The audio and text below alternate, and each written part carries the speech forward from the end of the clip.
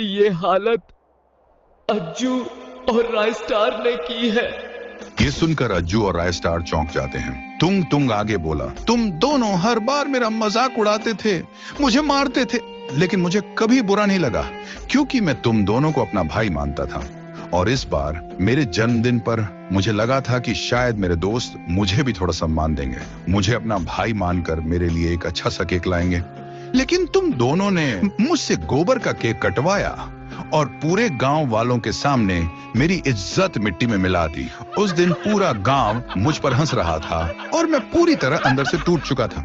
उस रात मैं पूरी रात पीता रहा और पूरी रात रोता रहा और फिर मैंने सोच लिया कि एक बार देख ही लेता हूँ कि मैं सच में तुम दोनों के लिए सिर्फ एक जोकर हूँ या फिर तुम भी मुझे अपना मानते हो। मैं शाम को बीड़ी लेने निकला और रास्ते में 2 लोगों को पैसे दिए और मैंने उनसे कहा कि मुझे बुरी तरह मार पीट कर यहाँ बांध दो।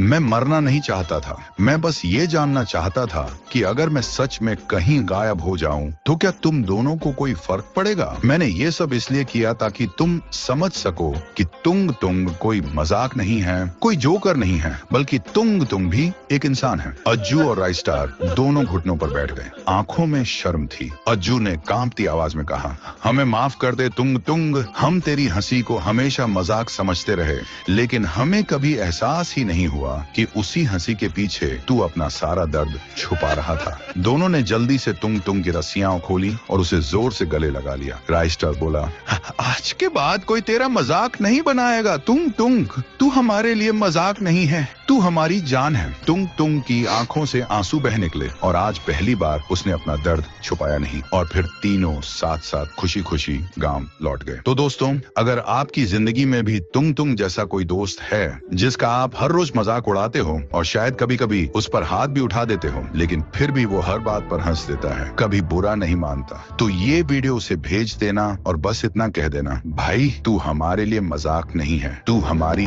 जान